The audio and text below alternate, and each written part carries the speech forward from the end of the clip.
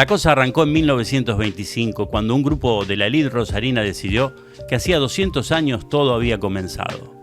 Basados en el relato de Pedro Tuella, decidieron que 1725 era el momento en que el origen rosarino había tenido lugar a partir de la llegada de Francisco de Godoy, junto a un grupo de indios calchaquíes que llegaban desde Santa Fe para poblar por primera vez la zona en la que después nacerá Rosario. Apoyados en aquel bicentenario, llega un siglo después este tricentenario de Rosario que nos abre la puerta a hurgar en la historia de la ciudad. Esto es Rosario, el origen, memoria con identidad. Hoy, para hablar del pasado colonial de Rosario, recibimos al historiador Darío Barriera. ¿Cómo estás, Darío? Bien, Joaquín, ¿cómo estás vos? Bien. La idea es un poco remontarnos a ese pasado que por ahí ha sido visto desde muchos lados y por distintas personas, generando hasta tensión en algunas miradas alrededor de esos orígenes de la ciudad. Bueno, a partir de este tricentenario, como ha sido consagrado, basado en el bicentenario de 1925, queríamos empezar a hurgar en ese trasfondo de la historia rosarina que tiene que ver con sus inicios o su origen, ¿no? Allá por el Pago de los Arroyos. Bueno, sí, efectivamente, como bien dijiste, hay un decreto del actual intendente según el cual este año la ciudad de Rosario festeja su tricentenario. Esto, por supuesto, ha desatado polémicas, pero vamos a aprovechar la oportunidad para conversar sobre los orígenes de la ciudad, que en realidad lo más maravilloso que le puede pasar a un historiador, a un grupo de historiadores, a una historiadora, es que nos inviten a conversar sobre el pasado de nuestra historia, ¿no? Entonces, en primer lugar, esto no surge de ninguna parte, es decir, el decreto de intendente se basa en que durante 1925 la ciudad festejó su bicentenario. Y bueno, es interesante porque esto fue la iniciativa de un concejal, Calixto Lazaga, que desde 1924 había enviado a otra persona a hacer investigaciones porque él tenía un poco la sospecha de que en 1725 podría haber una fundación de la ciudad. Bueno, a manos de Francisco Godoy, el mito dice esto, ¿no? Un poco Francisco Godoy, los indios. Y trató de que alguien investigara para él, a ver si aparecía algún papel que le permitiera sostener esto más allá de la tradición oral. Entonces, bueno, la primera idea era que se festejara el bicentenario el 27 de febrero de 1925, pero como todo empezó tarde, el 27 de febrero le quedó en el pasado. Llega un momento en que cuando consiguen más o menos organizar los festejos, ya el 27 de febrero había pasado, no se podía. Y bueno, caen los festejos en la semana de octubre, que es la Semana de la Virgen, la semana del 7 de octubre. Empiezan antes y terminan después, pero caen en la Semana de la Virgen. Es decir, ¿qué es lo paradójico? Que los festejos que empiezan siendo un poco la búsqueda de un pasado civil, secular, desprendido de la religión, terminan celebrándose en el marco de la semana atado a ese momento contradictorio. Como no podía ser de otra manera en una ciudad que tiene el nombre de una virgen, claro, también, ¿no? Pero lo que es interesante de todo esto, más allá de lo que haya hecho Calixto Lazaga y más allá de la mucha o poca convicción que haya en la discusión sobre los 300 años, es que se puede hablar de una historia de Rosario mucho más profunda, es decir, podemos ir mucho más allá de 1725, mucho más atrás. Y la verdad es que los orígenes de una ciudad como esta, que no tuvo fundador y por lo tanto no tuvo fundación, adquirió el título de ciudad en 1854, adquirió el título de villa en 1823, pero no tuvo ni fundador ni fundación. Ahora, ¿eso quiere decir que no tuvo un pasado colonial? No. No, por supuesto que no. Lo tuvo. Entonces, esta invitación a pensar el pasado colonial de Rosario, me parece que se puede hacer alrededor de 1725 o de cualquier otro año, perfectamente. El otro día dábamos un curso con Miriam Moriconi organizado por el Museo de la Ciudad, y veíamos que pasaron cosas súper importantes durante toda la década de 1720 y más atrás también. Yo imagino que esto es un poco lo que querrás que conversemos. Exactamente, yo justamente te iba a llevar a ese punto. Más allá de los entusiasmos y las imprecisiones por ahí que pueden atacarse o señalarse, quería conocer, y a propósito de esto que decís de esa década del 20, del 1700, ¿cómo era el pago de los arroyos en ese momento? Entiendo que también hay cierta tensión con los indios que participan de algún modo de esa especie de fundación sugerida, ¿no? Por Pedro Tuella, el primer cronista, entre comillas, sí. Señalando aquel mito de Francisco de Godoy, la llegada con indios reducidos a esta zona. ¿Cómo preguntarte así, contextualizar un poco ese lugar donde ponen el punto de partida?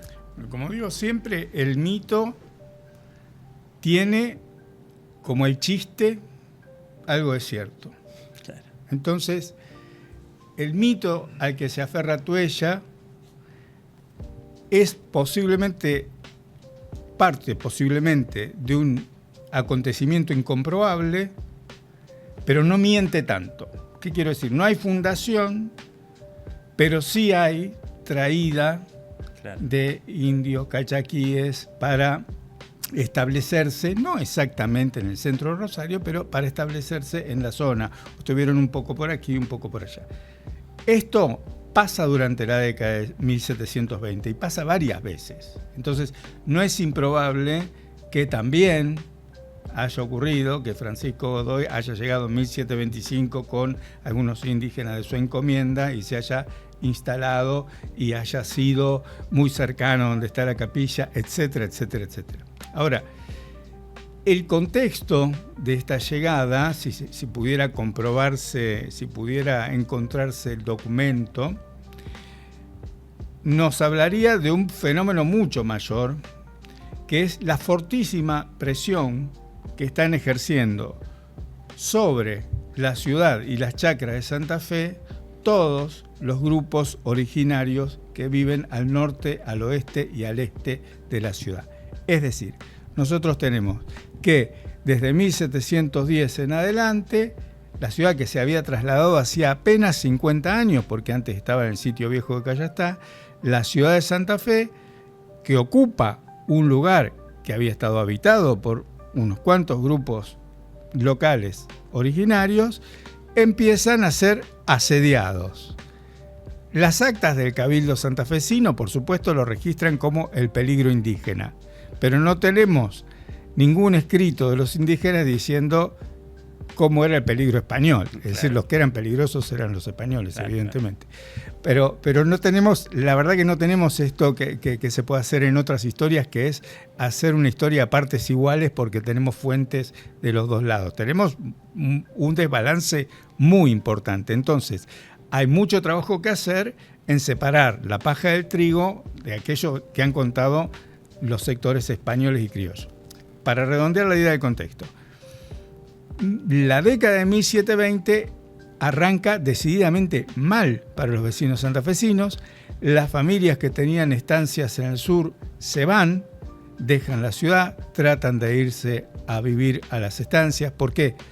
Porque no quieren que les roben los ganados, porque no quieren que se las ocupen, no quieren que se las quemen. Pero además de esto, se están yendo otras familias que no tienen tierras. Es decir, la gente está abandonando la ciudad y está eligiendo como destino el sur, primero de Santo Tomé al sur hasta Coronda. Sobre Coronda también hay mucha presión desde el oeste, los Charrúas del este, Punta Gorda, lo que hoy es Diamante, etc.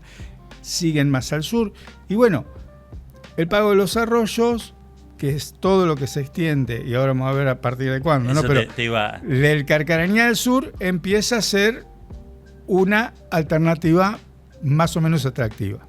a modo de maestro Ciruela también, el conocimiento puntual del territorio que abarca el Pago de los Arroyos.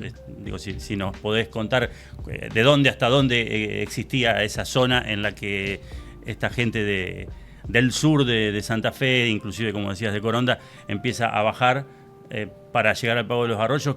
¿Cómo se extendía esa zona? ¿Qué tierras eran? Hay una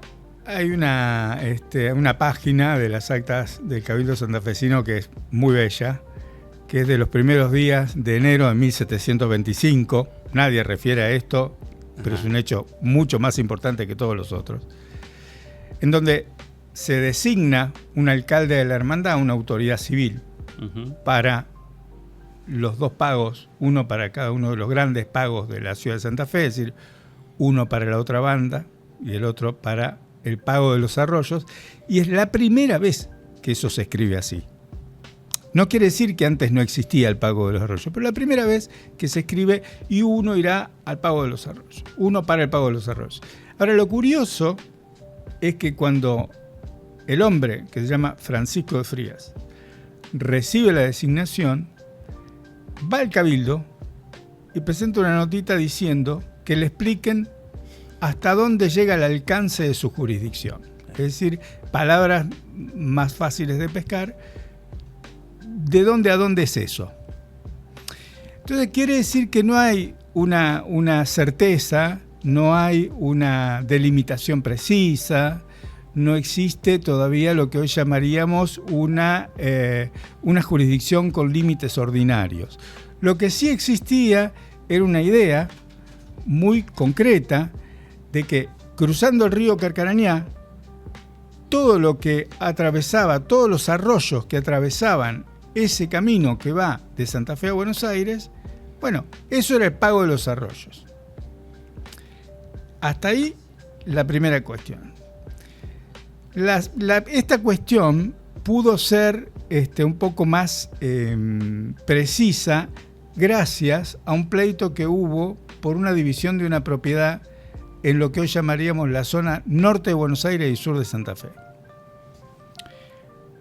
Por ahí te estoy aburriendo. No, porque al contrario, justamente más allá de por ahí apreciaciones que se hacen de límites y de situaciones colocadas posteriormente, esto habla de un desarrollo en ese momento de la jurisdicción, ¿no? Y de un proceso en donde también, intervienen actores políticos y actores que hoy llamaríamos actores privados. Claro. Y no son privados, esos son personas que tienen la propiedad de una tierra, pero que al tener que subdividirla deben dar intervención a las autoridades políticas.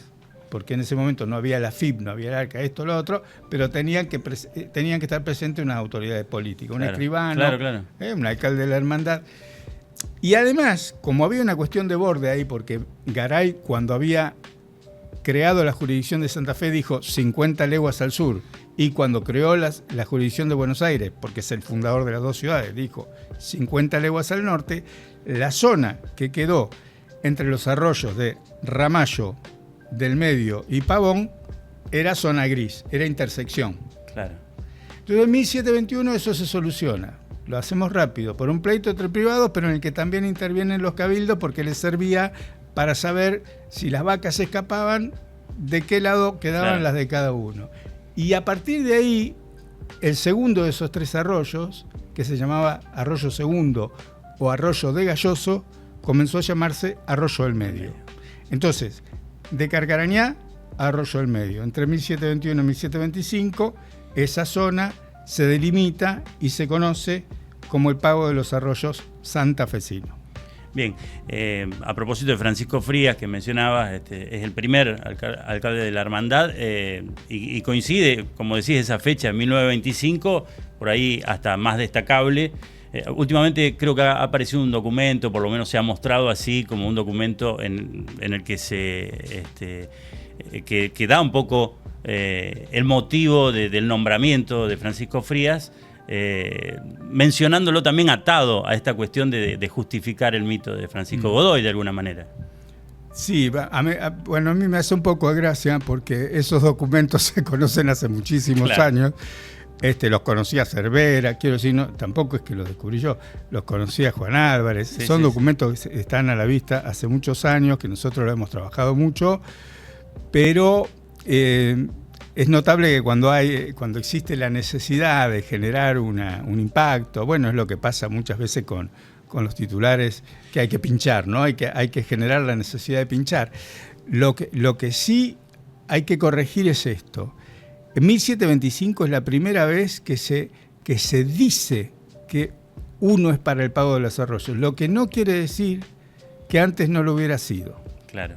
Faltaba el nombre, faltaba el texto en el documento, pero la obligación de nombrar alcaldes de la hermandad para cada uno de los pagos rurales, grandes pagos rurales que tenía Santa Fe, se cumple en Santa Fe desde 1616. Claro. ¿Qué pasa? Que un alcalde de la hermandad era una autoridad rural que tenía que ejercer el control de una población sobre millones de hectáreas. Imagínate, solo el pago de los arroyos tiene 1 millón de hectáreas.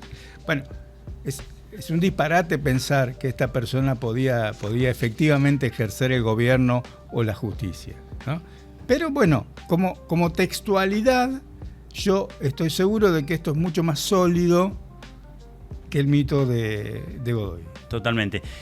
Bueno, a propósito de eso, para ahondar en la cuestión de época, quería referirme a un registro que te he escuchado comentar en alguna ocasión, que tiene que ver con un padrón, el padrón de Venegas y Frías, ¿no? Que es un poco, me imagino, el traspaso de uno a otro alcalde de la hermandad, los dos, que es como un gran censo del momento, que da una dimensión de cómo se vivía la producción que existía en un lugar que por ahí como dije yo al principio, en una de esas un poco equivocado, algo muy lejano, como un lejano oeste y todo, sí. Pero sin embargo ya existían unidades productivas, chacras y un despliegue interesante. Ese padrón es un registro que da cuenta de esto, ¿no? Que sí. Indica un poco una noción de cómo era el lugar en esa época. Es un documento interesantísimo, me alegra que lo hayas traído a cuento porque es el resultado de la reunión de 2 jueces rurales que se sientan en la casa de uno o del otro, ahora no me estoy acordando en la casa del cual, pero se juntan a hacer de memoria el censo de la gente que conocen en el campo. Y dicen cuántos son, si están casados, si tienen pibes, si tienen animales, qué tipo de animales tienen, cómo son esos animales, si están sanos, si están enfermos, si son caballos, si son vacas, si los venden, si son para su propio alimento. Es una maravilla. Son 121 unidades productivas y en muchas de ellas, y acá se rompe un mito de lo que es el Rosario colonial, en muchas de ellas hay agricultura. Es decir, no es una zona agrícola, efectivamente va a seguir siendo eminentemente ganadera, pero hay muchas chacras donde se hace el trigo y hay una tahona donde se hace la harina. Es decir, bueno, hay agricultura, minifundios, si querés, o pequeños agricultores en una zona que se suponía que era solamente de ganado salvaje. Claro. Después, por ejemplo, hay un solo puesto de ventas de caballos. Hay cosas bien interesantes. Es un poco pesado si uno entra en la descripción, pero si uno quiere disfrutar de qué es lo que tenían para contarnos estos hombres que conocían el territorio y que conocían a la gente, uno se puede meter allí y ver de qué manera ellos nos van diciendo, no la localización exacta de cada una de las familias, pero sí te trazan el paisaje social con una claridad diáfana. Bien, yo quería ir intercalando algunas cuestiones que tienen que ver, por supuesto, con lo puntual que nos cuenta la historia, pero también con la reflexión a partir de esto que hablamos de este tricentenario. ¿Qué te parece? ¿Qué es lo positivo? Nosotros dijimos en algún momento en la producción de hacer algo propositivo, ¿no? De de demostrar que no todo es crítica, no todo es debate, no todo es tensión, que un poco es lo que estamos acostumbrados a atravesar últimamente, sin hablar de historia, en la historia actual, en lo que va a ser historia más adelante. Este tipo de contrapuntos, hasta con violencia, si se quiere. En algún momento esto fue atravesado por tensiones, a partir de postulados de distintos puntos de vista de la historia, pero a lo que iba ahora, digo, ¿qué te parece que nos puede dejar como positivo? Digo, estamos ahora charlando de eso, no lo hacíamos el año pasado. Este número redondo por ahí fuerza un poco Claro. dedicarnos a mirar con más cuidado cosas que han pasado. Digo, ese como ejemplo, ¿no? ¿Qué te parece que puede dejar este tricentenario para la ciudad en materia de valorar la historia? Bueno, muchas cosas. Lo primero es justamente lo que dijiste al principio, que la historia es una arena de debate. O sea, pensar que la historia es una disciplina corroborativa, yo creo que es un error grande. La historia es una arena de debate, y no por discutir la existencia o no de un acontecimiento sencillo, que es fácil de despejar, es decir, no está el acta de fundación, pero no hay problema con eso.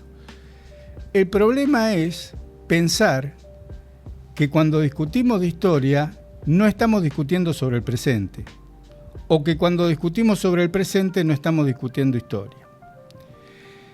Entonces, una de las cosas que posiblemente pueda poner en escena toda la movida que existe en la ciudad y en la región con esta cuestión del tricentenario es que a lo mejor muchísima gente que tenía una idea sobre la historia como una simple narración de hechos que no se toca, que no se mueven, que ocurrieron, que están ahí, como me dijo una vez el dueño de un diario, la historia es gris, por eso vamos a publicar estos libritos en blanco y negro, la historia es gris. Decía, la historia no es gris, está llena de vida, está llena de color. Pero posiblemente buena parte de la población esté conociendo ahora que existen en la ciudad muchísimos historiadores e historiadoras que trabajan no solo sobre sino sobre todos los temas que se te puedan ocurrir, quiero decir, desde el Rosario colonial hasta qué cosa hizo la AAA en Rosario, muchas cosas muy diversas.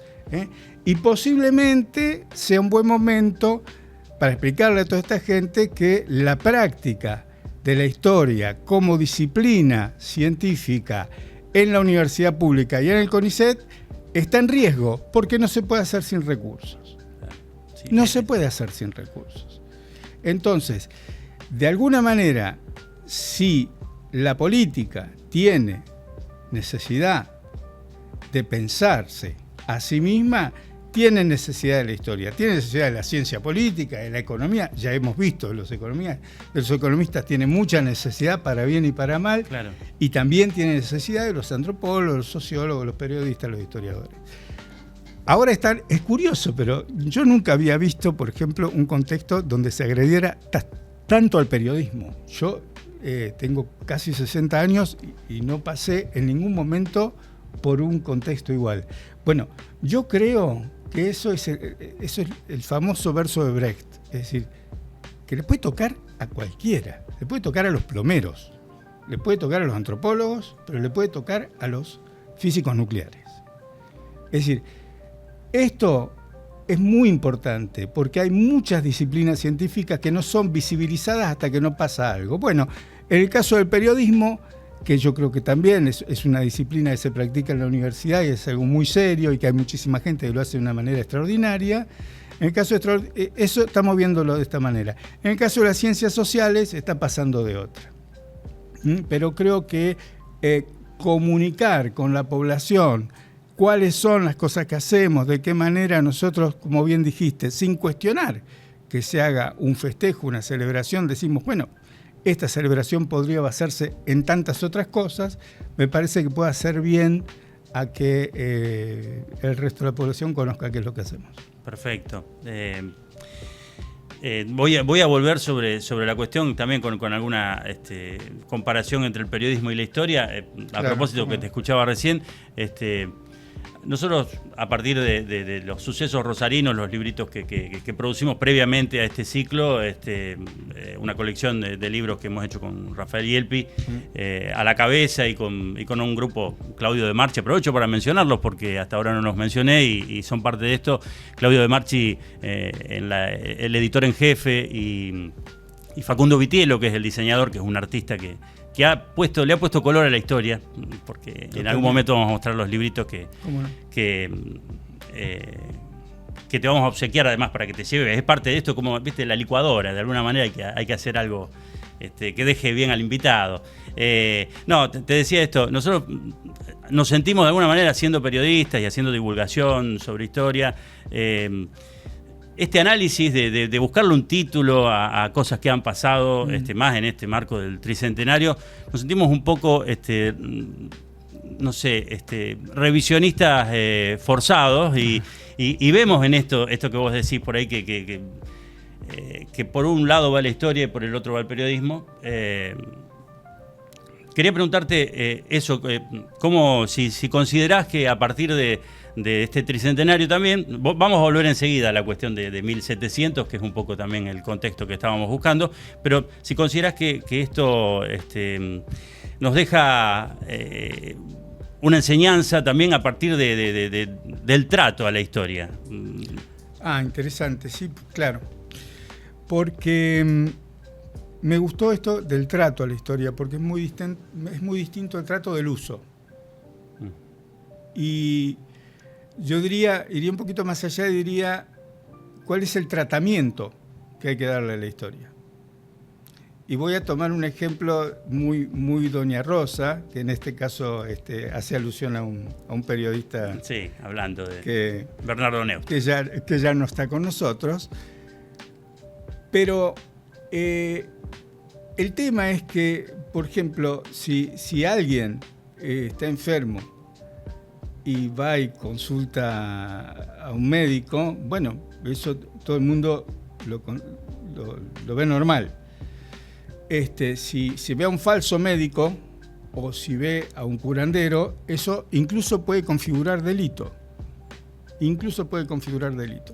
Pasa lo mismo con un arquitecto, pasa lo mismo con un ingeniero y con lo que ellos hacen. Pero no pasa lo mismo con los que hacemos lo que se llaman ciencias humanas y sociales. Y no pasa lo mismo por 2 o 3 razones. Algunas a favor nuestro y otras a favor de la gente que lo usa. A favor nuestro no pasa lo mismo porque no somos profesiones colegiadas. Es decir, no tenemos un colegio que nos defienda. No pagamos una matrícula de historiadores. Es decir, nosotros estamos en un concurso, por ejemplo, para conseguir un puesto y posiblemente podemos perder ese concurso con alguien que tiene menos títulos si ese alguien ha demostrado ser más capaz y tener formación equivalente. Esto entre 2 médicos no ocurre, porque el que no tiene título de médico no puede concursar como director del hospital. Punto. ¿Está? Ahora, a favor de la gente, bueno, quiero decir que la historia es de todos. El pasado es de todos. El pasado nos pertenece porque nos habita y nosotros como ciudadanos, como ciudadanas podemos hacer lo que querramos con el pasado. Ahora viene la parte 3, que sería buscar la solución intermedia. Si yo tengo alguna responsabilidad en la comunicación social del pasado, yo tengo que haber tenido en la formación algo parecido a una materia que sea deontología, ética, algo de este tipo. Entonces, ahí sí creo que hay que encontrar el camino para el tratamiento. Es decir, a veces en la escritura de la divulgación, por ejemplo, muchas personas dicen, no citamos a nadie porque en rigor, como esto es para que lo lea Doña Rosa, no podemos demorar, entorpecer el texto. Es que no hay que entorpecer el texto. Si yo leo una buena nota de Joaquín Castellanos, si voy a mi Facebook, ¿y qué hago? Digo, bueno, Joaquín Castellanos en una muy buena nota que publicó esta mañana ha dicho tal cosa. Y eso lo entiende todo el mundo y no entorpece nada. Lo que ocurre muchas veces con algunos divulgadores, es que toman se convencen de que han investigado lo que leyeron. Y hay una diferencia entre leer e investigar. Para investigar hay que leer, pero el tipo de lectura que se hace en la investigación es diferente de la que es una lectura de expolio, digamos. Entonces, yo creo que la incomodidad entre algunos historiadores académicos y algunos periodistas puede provenir de situaciones que han tenido que ver con esto. Pero me parece que al final, y con esto cierro, al final que la historia se divulgue, que el pasado se arremeta, se discuta, que sobre el pasado se putee, que sobre el pasado se analice refinadamente, nos viene bien a todos. Por supuesto. Antes de volver, ya volvemos a 1700 y pico, pero te quería mencionar esto, está plagado uno por leer como una persona inquieta o curiosa por ahí, más allá de cualquier título, encontramos ciertos lugares comunes en los que se incurre en un error y se desparrama ese error. Uh-huh. La historia está plagada de esas cosas, por lo menos la divulgación histórica. Quería preguntarte, hablábamos de ese tratamiento, quería preguntarte qué pensás de eso, de ese tipo de situaciones, ¿no? No sé, por citar algo, casi todos los padres, la burguesía rosarina ha provenido de España, de Italia, y casi todos han trabajado en un almacén, casi todos han sido muy pobres y han generado fortunas. Hay como un discurso bastante lineal que, digo, en este caso, para citar un ejemplo, pero ese tipo de errores que se multiplican, ¿qué pensás de eso? Que digo que también debe ser parte en lo académico, no solamente un vicio de la divulgación. Sí. Bueno, hay una diferencia entre error y aplanamiento o simplificación. Y es bastante sencilla cuál es la posición de cualquier historiador profesional frente a esto. El error hay que rectificarlo, hay que corregirlo. Si no, señor, mire, esto no es así, lo que ocurrió esta otra cosa, y esto que usted dice ocurrió en otro momento o no ocurrió, etc. Pero con la simplificación, con las miradas en disputa que hay sobre Rosario, bueno, yo creo que esos son procesos que llevan más tiempo. Son procesos que llevan más tiempo porque, por ejemplo, durante muchos años, para decirte, desde el retorno a la democracia, mal llamado, digamos, desde que recuperamos la democracia, uh-huh, a finales del 83 hasta hará 10 años atrás, la investigación profesional rosarina mayoritariamente estaba convencida del espíritu laico de Rosario. Rosario como ciudad laica, ciudad que se hizo a sí misma, etc. Bueno, y después algunos colegas que trabajan, por ejemplo, en el CONICET, en el laboratorio de creencias y religiosidades, en el LABREC, José Zanca, Diego Mauro, Miriam Moriconi, cuántos colegas que trabajan sobre temas religiosos. Bueno, la verdad es que te muestran cosas que pasaban en Rosario antes de que fuera ciudad y después de que fuera ciudad, que te dejan muchas dudas sobre el carácter mayoritariamente laico. Uh-huh. Es decir, si en la disputa famosa esa por la escuela laica o libre, ganaron laica religiosa, laica, bueno, etcétera. Si ahí ganaron los laicos, posiblemente ese episodio haya proyectado sobre el pasado una imagen que no le pertenece como hegemónica a todo el pasado. La historia religiosa de Rosario es muy fuerte y de hecho una de las cosas que va a haber que festejar dentro de muy poco tiempo es el tricentenario del curato, claro, de la erección del curato del Rosario. Son 300 años redondos también. Yo no sé si el obispado va a encarar eso, si lo va a encarar el cura de Rosario, si lo van a encarar conjuntamente, pero no es un episodio menor en la historia de la ciudad. Ese también es otro punto en el que del que se podría haber agarrado quien quisiera contar a través de la historia un número redondo, ¿no? Están a tiempo porque es dentro de 5 años. Se pueden ir organizando. 730, claro. Quería volver a esto de la progresión de lo que son las tierras del capitán Luis Romero de Pineda, que me cuentes un poco de eso, de esa progresión. Digo, Luis Romero Pineda es un capitán que es premiado de alguna manera, decirlo familiarmente así, sin ahondar demasiado, por el Cabildo de Santa Fe, con las tierras que luego van a ser Rosario. ¿Es así? Sí, es una historia muy aburrida y para decirlo rápido, el asunto es más o menos así. A ver. Las tierras, una vez que la conquistan los europeos, para los europeos las tierras son del rey. Para los indios no, pero para los europeos sí. Los cabildos que están en la zona, como el Cabildo de Santa Fe, ¿qué hacen? Esas tierras las reparten. ¿A quiénes? A quienes les tienen que dar algún hueso por lo que han hecho. Capitanes quiere decir jefes de milicias. Luis Romero de Pineda, uno de esos jefes de milicias, recibe una porción enorme de tierra, aquí entre el Saladillo y el Ludueña, mucho, con frente al río Paraná, mucha tierra, recibe en 1689 y funda una estancia allí que se llama la estancia de la Concepción, no del Rosario.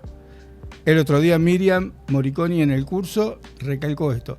No se llama la estancia de la Concepción por cualquier cosa. Se llama la estancia de la Concepción porque la capillita que habían puesto ahí era de la Virgen de la Concepción, no de la Virgen del Rosario. Claro. Entonces hay que esperar para lo del Rosario. Eso viene después. Eso viene después.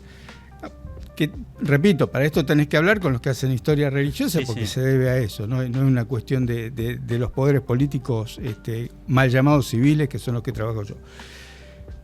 ¿De aquí en más qué pasa? Por eso te decía que es aburrido. Bueno, el tipo se muere, como todo el mundo, 6 años después se muere y lo hereda su hermana está casada, tiene un hijo.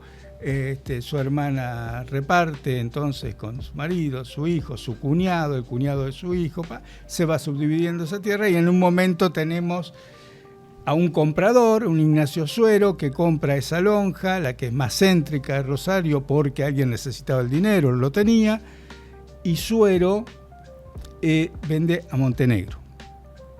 Y es ahí que Santiago Montenegro se vuelve un nombre importante para la historia de Rosario. ¿Por qué? Porque es el propietario que va a ceder una parte de sus tierras para que se establezca la capilla que finalmente va a ser de la advocación de la Virgen del Rosario. Claro. Todo este trayecto y todos estos personajes también podrían haber sido citados por alguien como un punto inicial de Rosario.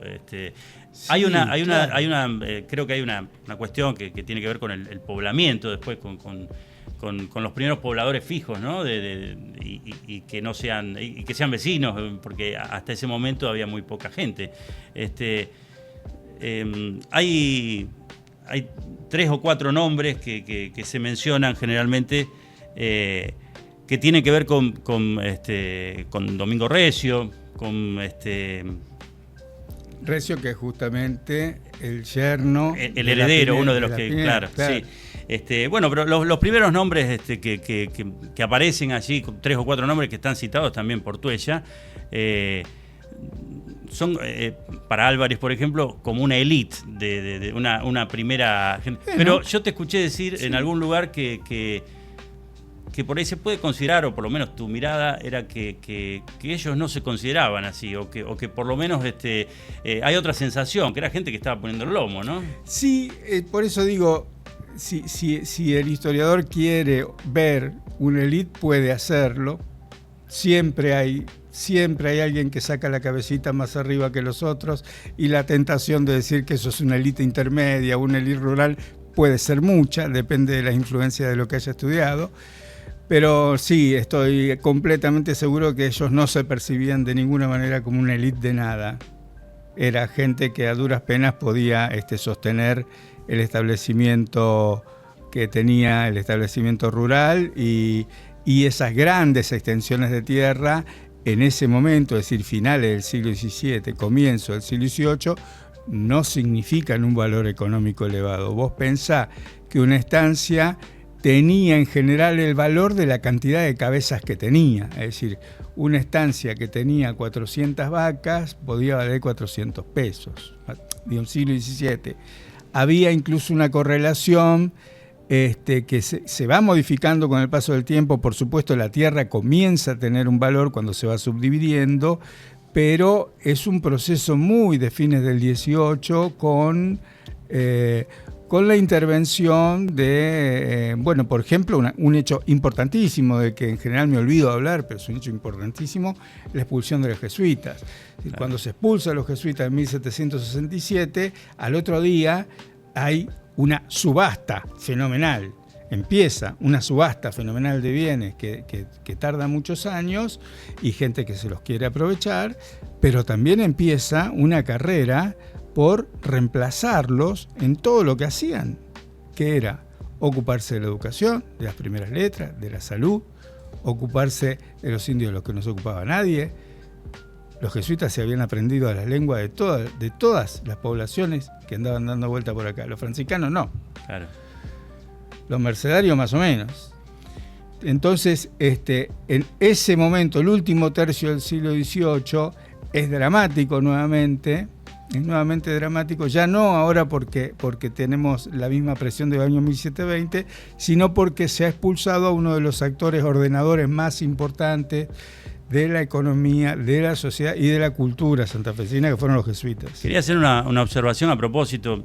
Vos al principio decías que no tenemos un equilibrio entre la historia contada por Europa, y no tenemos el contrapunto de los pueblos originarios.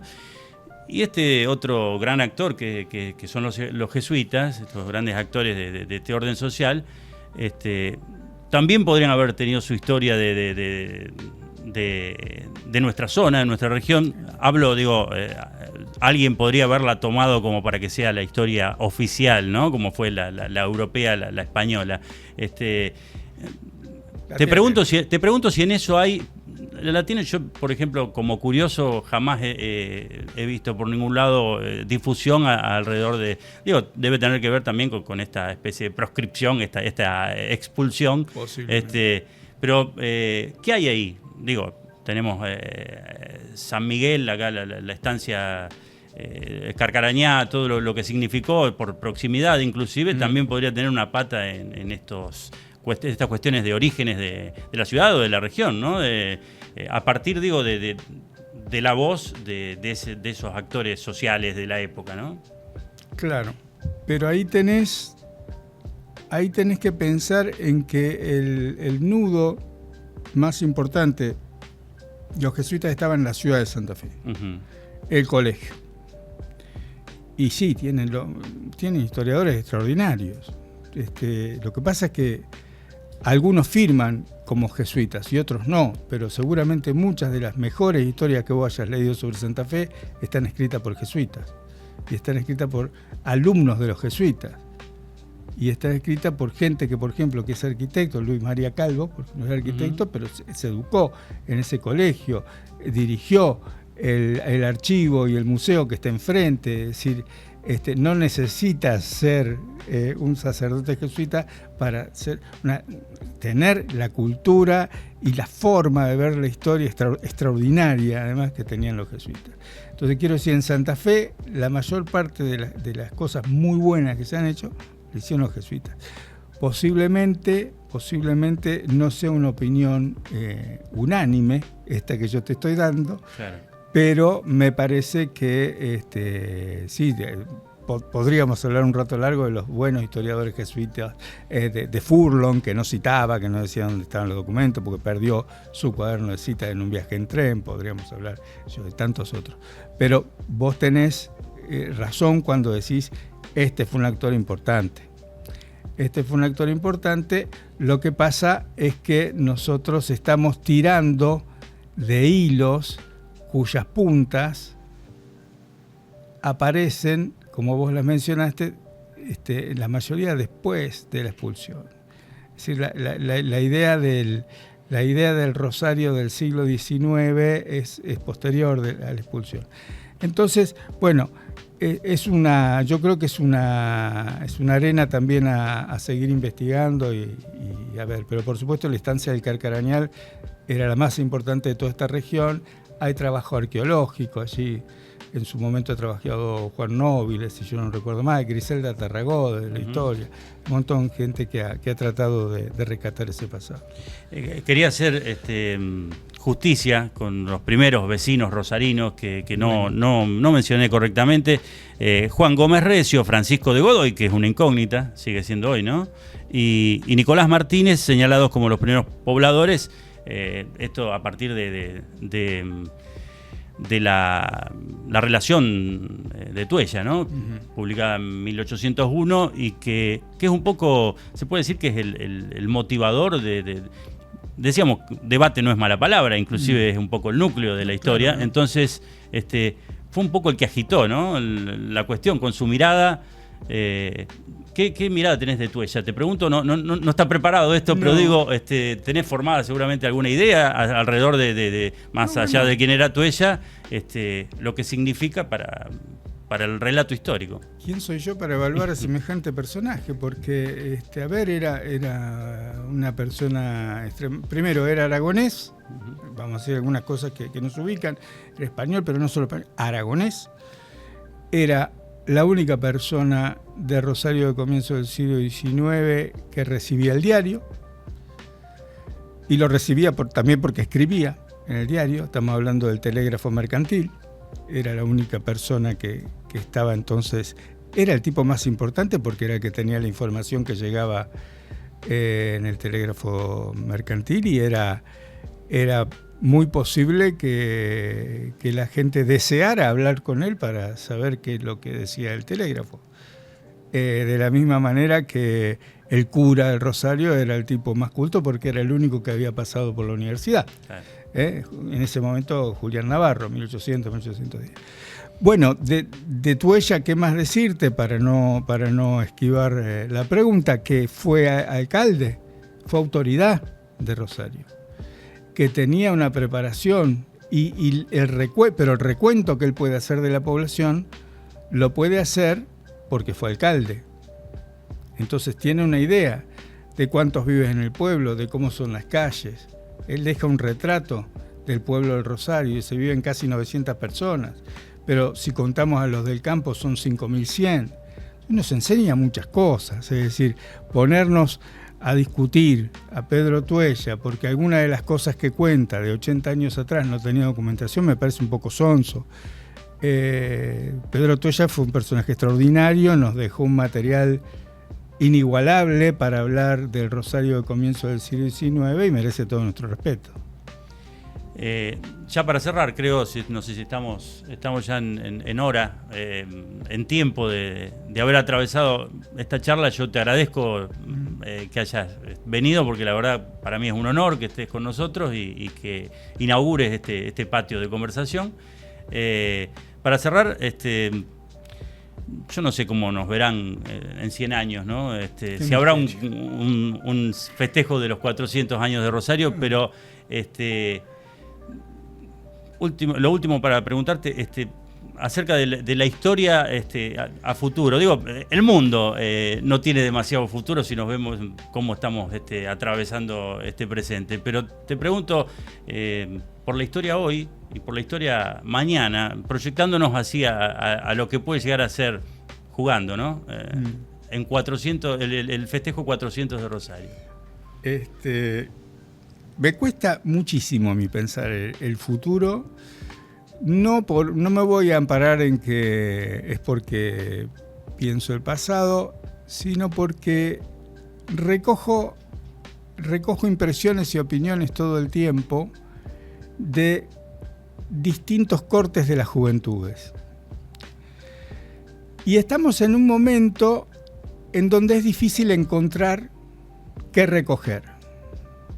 Es decir, lo preocupante de este momento no es tanto lo que yo imagine con lo que va a pasar a 100 años. Lo preocupante de este momento es que hay gente que no se puede imaginar lo que va a pasar el año que viene.